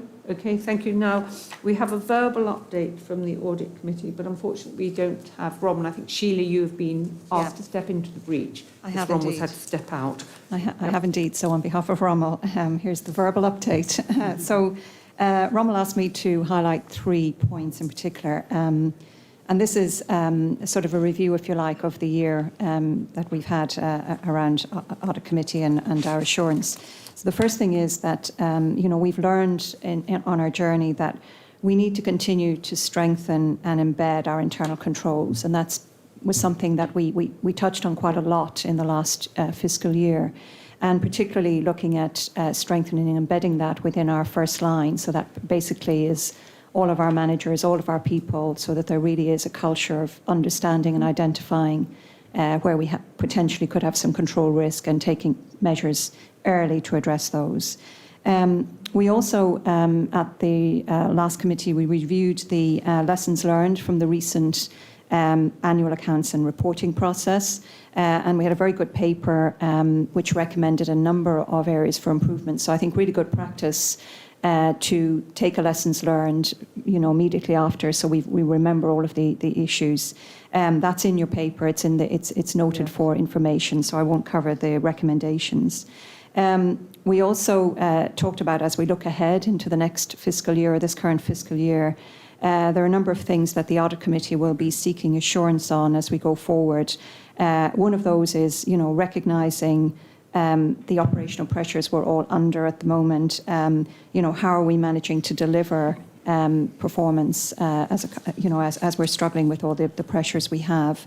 The second one is, in light of all of that, we're also trying to balance the need for all of the transformation work we're doing, and how do we get the right balance of focus between transformational change and delivering the day job, so to speak.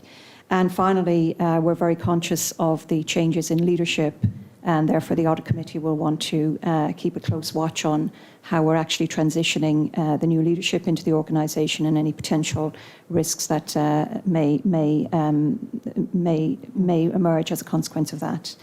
And then just the last point I'd like to mention, and was mentioned earlier by Mark, we did review a number of reports, internal audit reports for assurance, and I'm pleased to note that the workforce planning, the infection prevention and control, and the cost improvement programme identification of benefits all received significant assurance with some improvements required. And the final audit final report we examined was the equality and diversity control environment, which we found partial assurance with improvements required. There were 4 medium recommendations, and they have been agreed by management and will be delivered and completed before the end of this calendar year. We recommended that obviously the People and Culture Committee should be cited on that particular report, and obviously Mark is taking forward the infection and prevention report to the Quality Assurance Committee. Thank you very much, Sheila. And as board members know, we will be looking at stock take this afternoon, which will look at where we're at, what we can and what we can't do, basically, and what the assurance around that is. But in terms of assurance around those other issues, really important to take forward for the good governance of the organisation going forward. I'm sure, Diane, you've made a good note of that as well. Thank you. Okay. Any questions? No? Okay, so Sheila, that takes us to you and the Logistics and Infrastructure Committee, Subcommittee.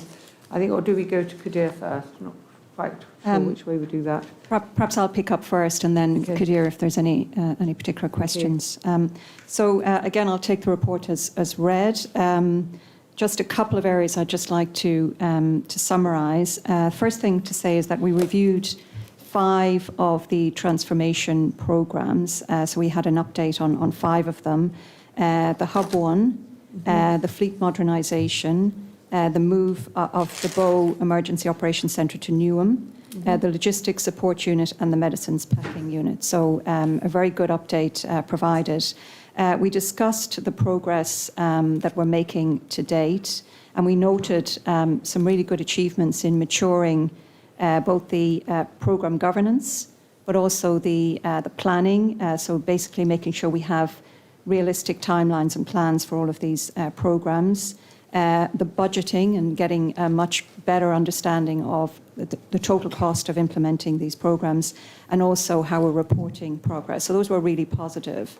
We then spent, I would say probably half our meeting just listening and hearing from the leaders in the room who are leading some of these programmes, just to get their perspective on key challenges that they're envisaging or tackling at the moment.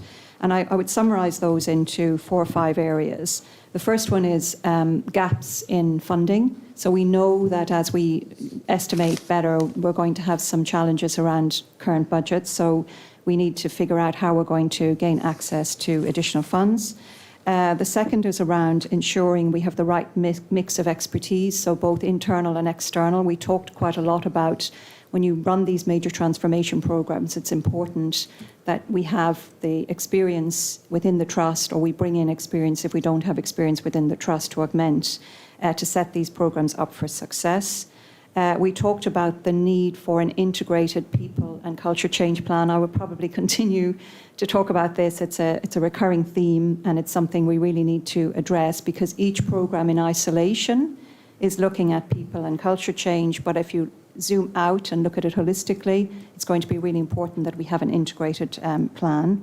And we also talked about capacity and bandwidth, particularly running multiple concurrent projects whilst at the same time delivering the day job. So it was a very good, productive discussion. What we concluded from that was that we recommended that we take those challenges, do some further detailed analysis, and then bring it back to the Trust Board for a robust discussion around how do we address those challenges, but also how do we mitigate risks to delivery of the transformation programme. Now, we were looking at it from the logistics and infrastructure perspective, but I absolutely am convinced there's a much wider perspective. We need to look at all of the transformation work we're doing.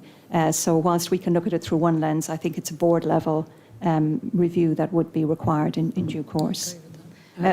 So that was a very important piece of our discussion. Now, aligned to that, we also reviewed, there was a proposal on the table to create 2 new BAF risks, all leading towards, the delivery of the transformation programme.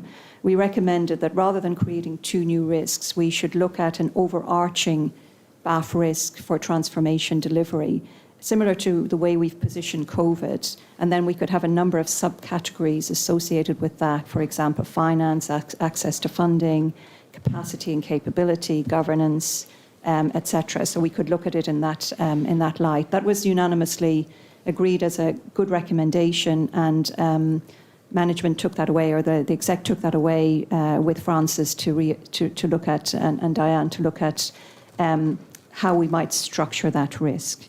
And that will come back in due course to the board.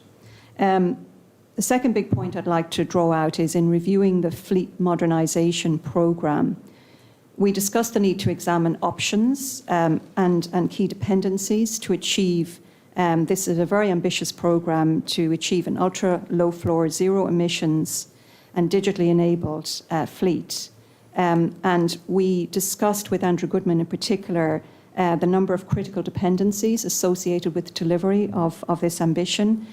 Those would include, for example, the access to funding again, because it's a very big investment.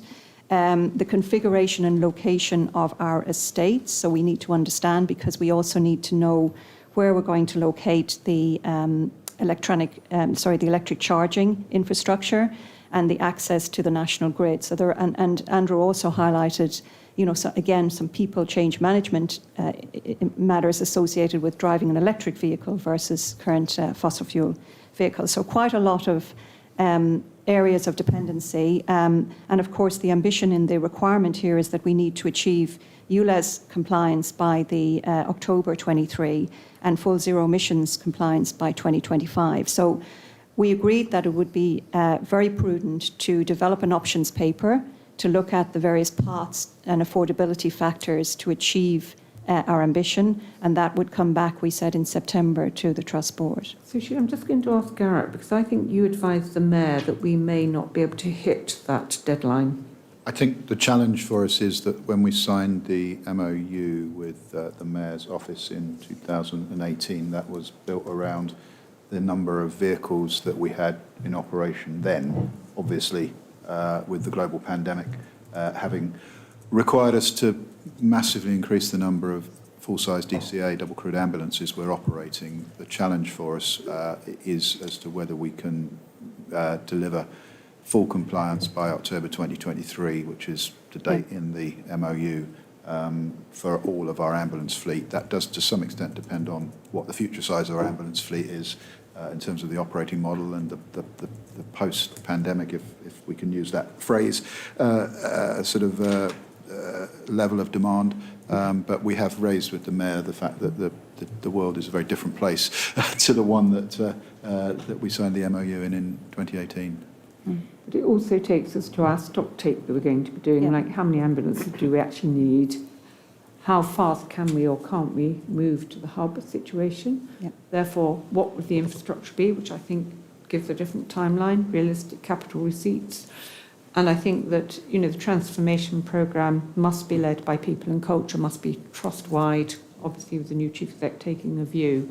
We can't, I think, it's been focused in projects because it wasn't happening anywhere else. But now that we have a people and culture director and we need to make sure in the reset what is happening across the whole organisation, how does that relate to projects, rather than projects sort of saying how does it relate to the organisation. I think we need to turn that dynamic around, but all very important issues to be addressed and sorted in the stock take, I think, of what's in the art of the possible and what is not. But very good stuff. Thank you. Any questions? Sorry, I had one more point. Sorry, Chair. I mentioned that in the beginning that I would cover the cyber. Yes, you did. So just to note that we reviewed the cyber technical report, and we also received an update on DSPT, which is our data security and protection toolkit compliance. Now, the board should note that we've registered non-compliance with NHS Digital for the DSPT as of June 2021. We expect to achieve compliance by the end of this calendar year, so by December 2021, and we've committed to an action plan that will get us to compliance. What we've agreed that the CIRO, alongside the CIO, will provide regular updates on progress to compliance to both the LIC and the Audit Committee. And should we just remind ourselves who those people are? So sorry, that's Diane as interim, CIRO, and then Barry as CIO. Barry Thurston. Thank you. Yep. Right, really important that we keep on track of that. Yep. Thank you. And anything else on IT resilience or, we've talked about the capital programme with Amit's report, and infrastructure has been a major issue. Was there anything else from the infrastructure work that we need to take note of? I think the only thing we might note, and I think Kadir mentioned it in his summary, is that we are looking at the CAD replacement, and obviously with operational pressures at the moment, we're looking at the timelines for when we would be able to take the CAD live. So we don't have a date for that yet, but the plan is the team is working on the new plan. So we will have a PAG, an assurance committee meeting. It's been moved out to September, hence there's no report for today. But I'm working closely with Kadir and the team, and from an assurance perspective on CAD delivery. So I think this will be a really important handover issues. Yeah, thank you very much. Thank you, Sheila. Any other questions? Nope. A lot of meaty stuff in this report. That then takes us to the Remuneration Committee report. Damien. Thank you. The committee met on the 29th of June. The committee reviewed Executive Director's appraisals and associated remuneration packages. And action from the committee was to benchmark executive appraisal documentation with the wider NHS and also what learning we can take from the private sector. That action has started. I'm grateful for the support from the NEDs in helping me with that. Thank you. Thanks very much. Any questions? No? Okay. So for the first time, we have a verbal report now from our Patient Public Council. Chris, over to you. Thank you very much, Chair. Thank you, Heather. I'm delighted to be here, and it's been really interesting listening to all your debate. I've been reading the papers, so that's very, very useful and gives me a real insight into the organisation. I'm just going to ask Anthony to just give a quick description of the and then I'll move on to some of the achievements I think that we've managed to secure in the last year. So, Anthony. Thank you very much, Chris. So yes, I think just background really for newer board members. So the London Ambulance Service Public and Patients Council, also known as the LASPPC, was launched last June with obviously Dame Christine being appointed as co-chair. It was established to provide feedback on the services we offer and to help shape the way care is delivered. It also advises on the way that we gain broader public and patient engagement. The council has 20 members who come from a good mix of backgrounds, both in terms of diversity, age, gender, ethnicity, and the types of organisations they represent. This includes representatives from local Health Watch branches, the Samaritans, Terence Higgins Trust, and Carers UK. All members received a three-part half-day induction, gave a comprehensive background to the NHS, the role of LAS itself, and our longer-term strategy. So obviously hand over to Chris for that sort of update on the achievements to date. Thank you, Anthony. Thanks, Anthony. So we've just been in existence just over a year, and like as with most people, despite all the pressures around COVID, both for our members and for the LAS staff, I think we've made some good progress over the year. There's been an enormous commitment from our members and also from the LAS staff who've, in really busy times, have spent time with us, both in terms of the induction, it was extraordinarily invaluable, but also, more importantly, some of the issues that we've looked at during the last year. So just in terms of a process, we've met 5 times. So I think we're just beginning now to really, in my view, you'll know that from being on a board yourself, it's not quite the same when you're in a job where after a month or two you think, oh, perhaps I've got my head around it, at least a little. When you only meet every so often, it takes time to get some of that going. So I think we've really begun to gel as a group. And in those meetings, I think we've had a real opportunity to engage and to start to influence some of the Trust's work on quite a wide range of subjects. The Council has received regular updates and been able to actively engage with the Trust's response to the COVID-19 pandemic. And I'd particularly like to thank Pauline Cranmer, the Director of Ambulance Services, for making time to do this. I mean, in what was a really, really busy, and I no doubt, as I've heard today, continues to be an extremely busy time, but council members, understandably, were very, very worried on a whole range of issues around COVID, and having Pauline come and speak to us and share what the LS was doing was extraordinarily helpful.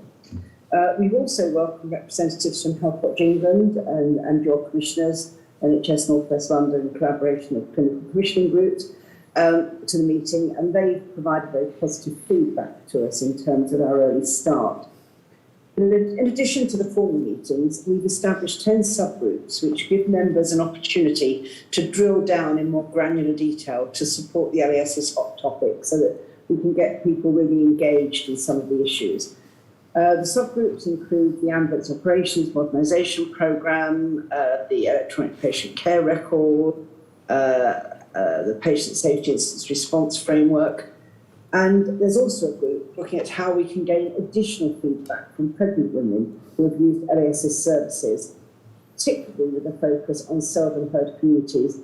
And there's also a group looking at one to introduce a visits programme, which is always a tricky issue, and I know there's some history around that. So we've been working very, very carefully with colleagues and HealthWatch about a programme that will allow trained patient and public representatives to enter and view LES services, for instance, the 999 or 111 control rooms, and provide some constructive feedback. And we are working on that so that we can get that as right as we can. In addition, council members sit in a number of LES committees, including the Infection Prevention and Control Group, Research Forum, and the Hub One Board. So a few highlights. Clearly it's early days, but some highlights from the subgroup include work co-creating with LS staff and local health watch, as I say, a term of reference for the visits programmes, with the aim of having probably up to 6 visits a year. I know members have been very keen and very interested in being part of the next generation and the design programmes. We had a lot of feedback from members of how helpful and interesting that was. Members were able to influence the actual design of the new ambulance and base those views on patients and families. We've also been able to inform the way the Trust engages with local communities on Hub One, including influence not only who involves in the programme, but also the materials that we produce. For instance, they help shape and sign off the Hub One journey poster and soon to arrive animation. So getting some local people and other people's real insight into that, I think, has been helpful both all round.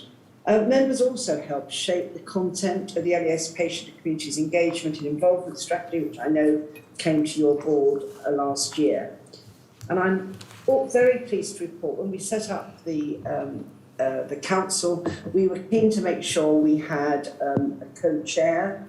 We didn't do that, the council to settle down for a while, but I'm absolutely delighted that we were able to appoint and name Michael Bryan as a co-chair. So Michael is young. It's always difficult on boards, isn't it, to engage younger people for a whole range of reasons. So we're really delighted that we've got Michael. He's young, he's dynamic, he's been very active and engaged with the council since the outset. He's shown a real skill for constructively challenging what he hears at meetings, and he provides really helpful insight, which is guided from his very personal experience of using the NHS. So we're really lucky to have him, and Michael and I will share coming to these meetings, and I know you'll meet him if you haven't already. So I'll just hand back quickly to Anthony just to finish off, and then clearly happy to take any questions. Thank you. So, Anthony. Thank you very much, Chris. So in addition to what Chris has said, members of the council have also helped judge alongside directors our annual VIP awards, and they've also taken part in the station quality accreditation visits, which I know was very helpful for them, and I know Jenny and the team were really grateful for. I think, Heather, in terms of next steps, what we will do is work with the council now to develop a formal 2-year work plan, which will allow us to better embed, or further embed, their voice and influence more widely across the organisation. And that includes delivering the patient and community engagement strategy that the board signed off last September. Also very keen that whilst a lot of the work has already influenced the clinical care we provide, we're keen to do more with the clinical teams, and once the current pressures reduce, to see how the council as well as other patient and public representatives can be involved in shaping patient pathways going forward. And if I could just say, Chair, just personally, just a massive thank you to Chris for everything she's done over the last year. It's been really helpful and a great help to me too. No, great. Well, Chris, thank you very much. It's really good to see the team or your group up and running and helping us. Let's open it to questions, and I'll just come back with mine. Oh, never short of questions, me, as you know. Right. Anybody else? Any questions for Chris? Just great to have the support. So my question was going to be, if you're in a hospital or a community service, you have client groups. You might have the heart failure group or the kidney, a lot of patients. You've talked about the maternity work. So that's really good because we do a lot of maternity. About 10% of our work is mental health. So question, have we got a focus on that? And I wondered in particular, maybe John and Fenella have got a view about children, particularly young children, and how we do better for them. Is that are those things you might get into, or am I barking up the wrong tree? No, that's absolutely right. I'll ask Anthony to say a little bit about, more detail about some of the mental health in particular. But no, and it fits, I think, to one of the last points Anthony made about actually getting more involved with the clinical teams and the patient group areas. We've been inevitably a bit sort of minding getting the thing up and running and getting people sort of embedded, but also sensitive to the workload that people have, so that we can, we can engage at the right sort of level. But you're absolutely right, Heather. That's exactly the sort of thing that I think our group is really interested in being in. Anthony, did you just want to add anything around the mental health? Yes. Thanks, Chris. So since the group's been up and running, I have to say it's sort of hearsay about it has gone across the organisation, and a number of teams are sort of jumping at a bit for us to work with them. And actually, Carly from the mental health team's coming to the meeting on the 10th of August, along to talk about their work so far, how they've involved patients to date, but to get input from the council about how they could do more and what more they can do. We're also being joined by Diane and the team, Diane Lafferty and the team, to talk about end-of-life care too. They're very keen to involve patients more as we move forward. No, very good. And end-of-life care and maternity and mental health, maternity and, what have I missed? Cancer care. End-of-life, maternity and what was the other one? Forgotten. But they've all... Mental health. Pardon? Mental health. Mental health, end-of-life care and maternity have all received awards in different places, but it is important we keep listening to the people who use the services. And it's quite tricky for us to do that because we don't have, wards full of patients, so we're really looking to you to help us to do that. So thank you. But it's been really good to see it working proactively with us and positive relationships. So thank you for all that you've done, Chris, and also to your team, your group of people. Please convey our thanks to them. And Anthony, to you too. Thank you. Thank you. Thank you. Thank you. Okay, thank you. And we look forward to hearing more. Indeed. Fenella, you wanted to come in. Yeah, so I think one of the ways that we might be able to help to identify patient groups would be looking at the clinical audit and research audit programme. So the groups that particularly we've been working through those audit programmes where we have patient input are sickle cell patients. Yeah. And in London, obviously, we have a huge proportion of the national sickle cell patients. The violence reduction group, which we sit on from an NHS England, and sepsis are three big ones that, as we go forward and move out of COVID, I think would be beneficial. But we've also got, as part of the clinical strategy, a work stream now on population medicine. So that might be something that would be interesting to link in as well, because with 3 million contacts, there is opportunity to provide a lot of self-care guidance, even if it's not for the condition at that time, but how to look after ourselves better so that we don't become a patient. So I think that's interesting, isn't it? Because that's the balance between what we learn from Chris and have people to inform our clinical services versus what we are telling in the hope that they will go out and share with the wider population. And we need to make sure we get that balance right. Yeah. Absolutely. Thank you. Super. Great. So moving on then, thank you to month 2 finance report, Lorraine. Thank you, Chair. There isn't anything that I want to add to the details that I highlighted in the previous section on finance and audit, so I'm happy to take questions on this report. Questions for Lorraine? The obvious one would be about the waste reduction, currently called, I'm just trying to keep saying it so I get it in my common parlance, well, what I call a cost improvement, which was 9.7 for the full year and likely to be 12 million, isn't it? So the progress to date, are you confident that we're going to get the 9 and possibly the 12? No, I think we've got a good degree of assurance on the 9.7 million. We flagged one just from month 3, a small delay to the commencement of the Make Ready contract, but we've got enough to mitigate that. So we've got confidence on this programme. Thank you. Anything? Just to to supplement that, we talked about procurement and the improvement in procurement earlier, but I think actually on the efficiency and the tracking of efficiencies, etc., there's quite a lot of work that's been going on with Jamie Drake and others within the finance department, and actually that's really progressed to the point where we're, I think, getting higher levels of assurance around cost improvements and doing gateway reviews before accepting that a cost improvement or a waste reduction plan will actually be delivered. And there was an audit committee, a report that came to the audit committee that also gave us assurance that the benefits tracking and the efficiency program is progressing, is being a smoothly running process and giving us good assurance. That's really good to hear, and I guess the question then would be, maybe not to answer now, but it goes back to the change management and the transformation rather than, individual CIPs. And I can see Lynn about probably to come into from your work at GlaxoSmithKline, where you've got this lead on transformation for the organisation, but it's about how do we embed it into the business of the organisation rather than, bite-sized chunks, and the whole change management process. Is that what you were thinking, Lynn? Am I second-guessing you?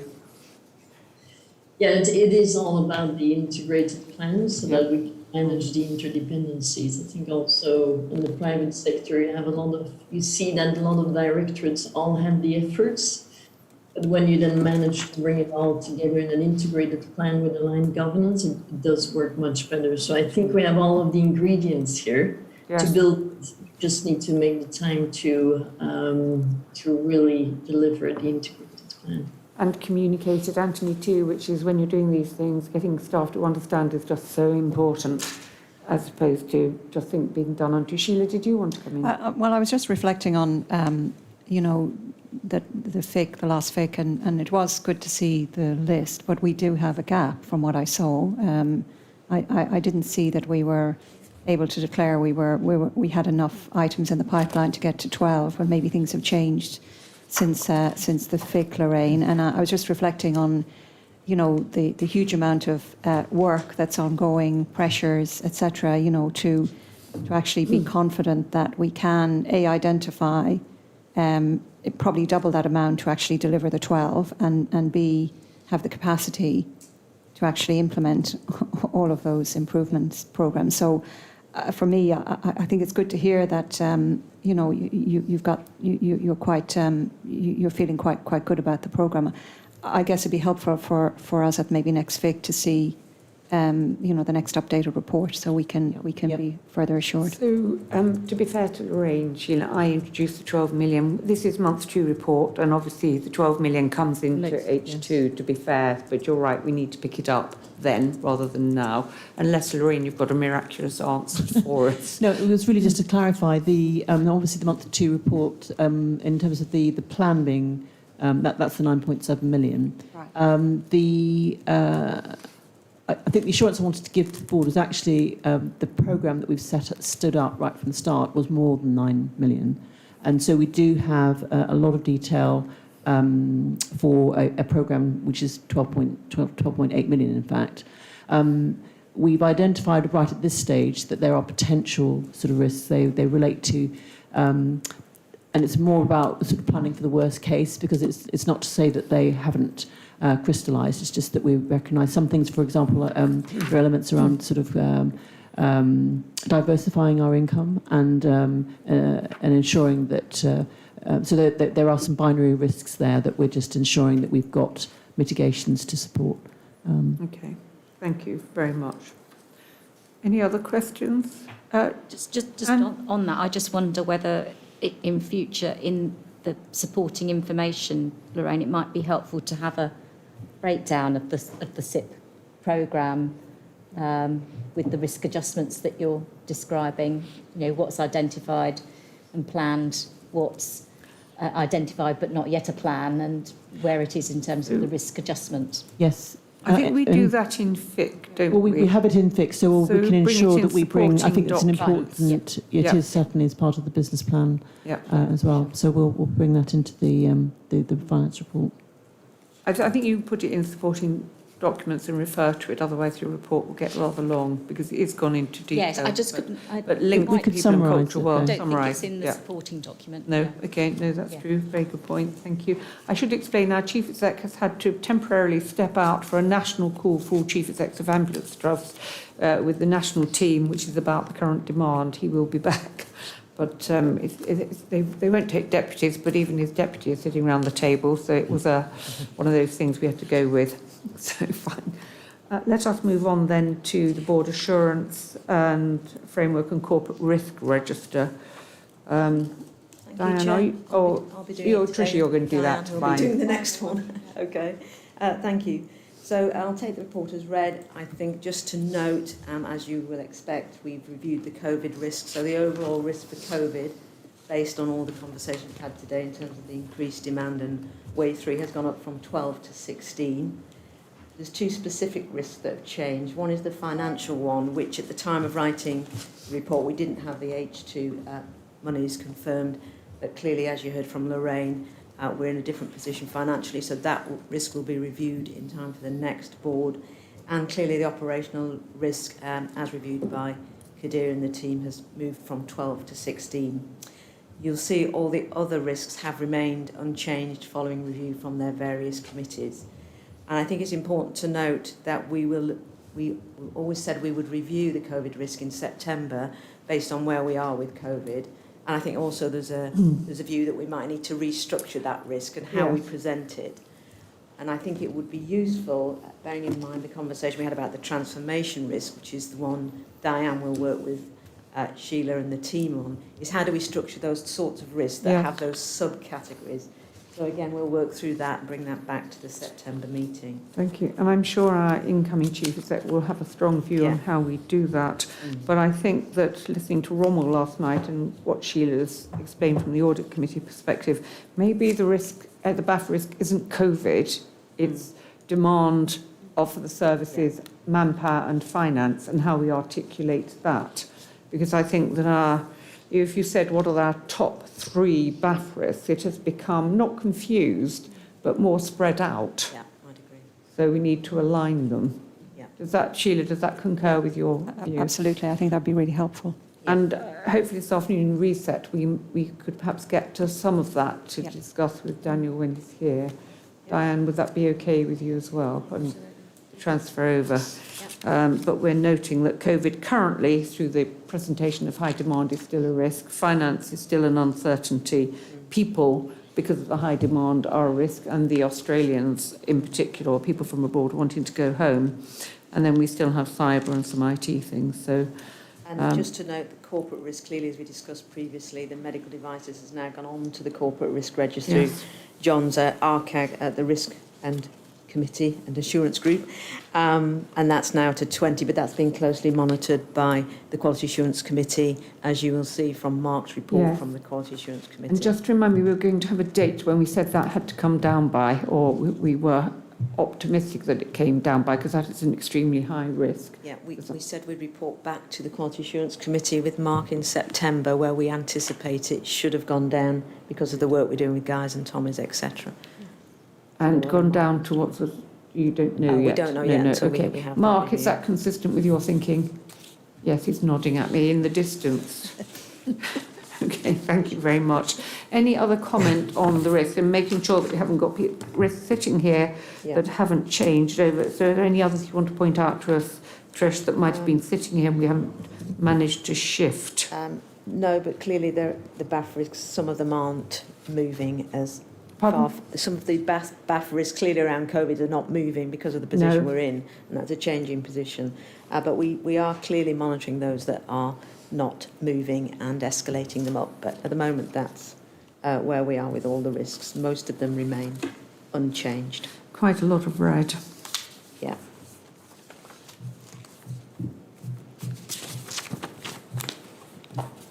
So the ones it goes back to when we do the replacement of the CAD, Kadir, because the catastrophic failure, the risk of catastrophic failure has to come down dependent on the timing of that. And there are a whole range of features impacting when we can do that, not least the current demand. Yes, that's right, Chair. And as Sheila flagged,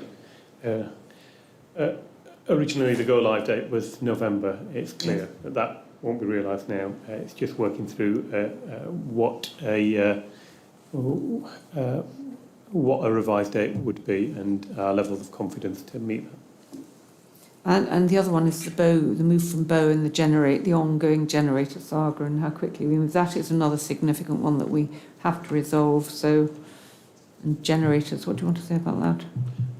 Only that we've got a UPS plan in place for our uninterrupted power supply renewal and kind of maintenance work. The Bow risks lie with our move from Bow as our second site control room to Newham, which is currently under construction. The go live for Newham was anticipated to be September, but given the operational pressures we've seen and some of the delays around construction, which is a challenge generally across the construction industry, we are now looking to a revised timeline of December, but that won't be a full go live. It'll be a staggered move to Newham and the standing up of the new control room. So those of us who've been in the NHS a long time have scars, and UPS is one of my scars, which is what I've got a particular focus on. And I'm sure other people have others. I think your capital one will come down though, Lorraine.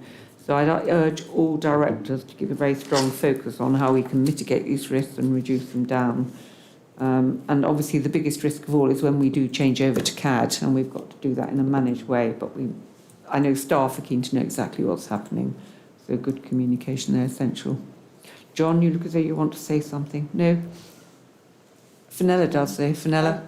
So I just want to update very briefly on BAFRA 65, which is a significant concern. What's that, 65? 65, yes. Which is the immunisation yes. risk, which is something that Damien and I are working on. So now that we have the occupational health specialist advisor there is a paper going to the executive team this month for a decision from a clinical perspective and from a welfare for all of our staff and volunteers.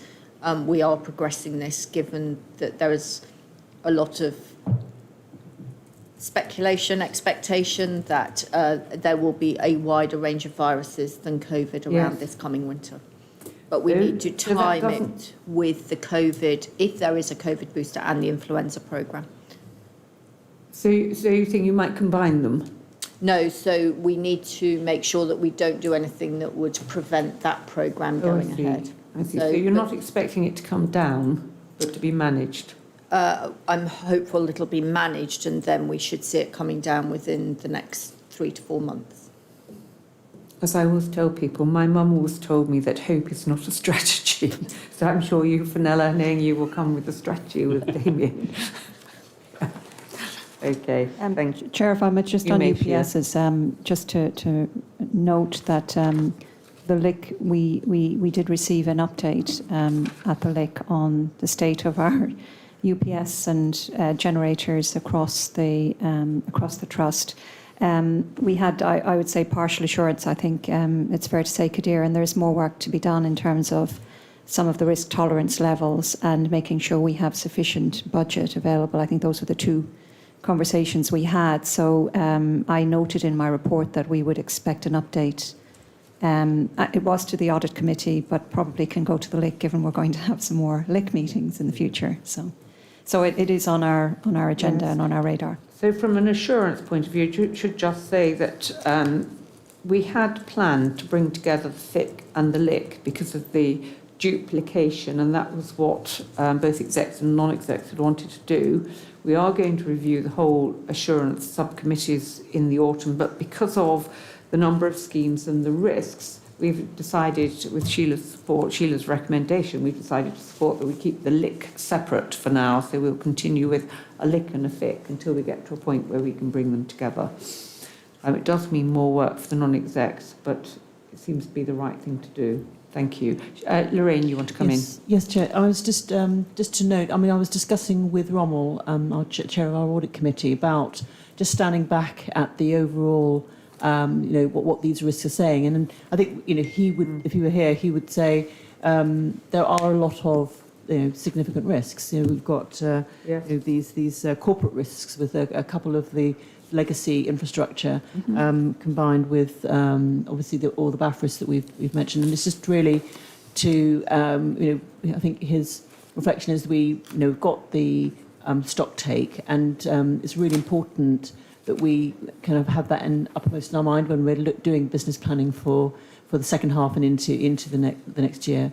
Well, I think that'll be a focus this afternoon of what are those risks, because actually the one about, I think we have to understand the one, BAF risk 63, about what the funding will buy and what it won't buy and what the risk is and isn't. Because I think we need to drill down, let me put it that way.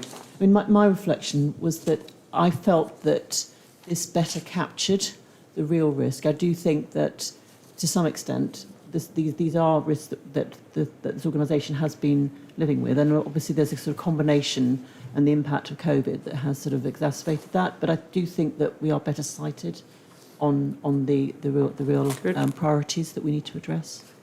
Okay, excellent, thank you. Any other points that people want to raise? No, thank you. So we note those, but we need to reassess them, re-articulate them, which we will do by September, but our stock take will help us do that. And it will be key that we discuss that with our incoming Chief Executive to make sure he is content as the overall accountable officer. There are a number of additional reports here for information that have been received by the subcommittees. They're the Infection Prevention and Control Assurance Framework, the Quality Report for May, and data received by QAC, use of the seal used once, presented for information, and Audit Committee Annual Report received by the Audit Committee.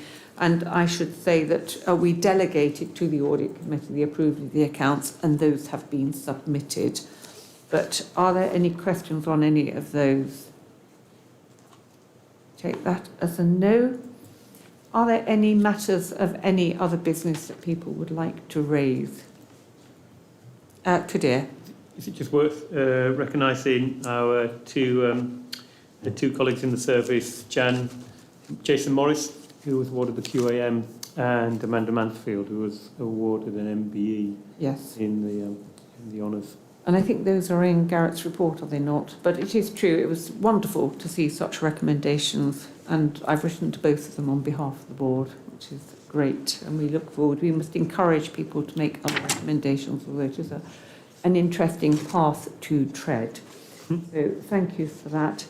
If no other matters of any other business, are there any questions from any members of the public? Can I ask our comms colleagues? No? No, thank you. Then that draws to a close the meeting in public, and we will finish the meeting here. Thank you very much. Thank you. Thank you. Thank you, everyone. Thank you.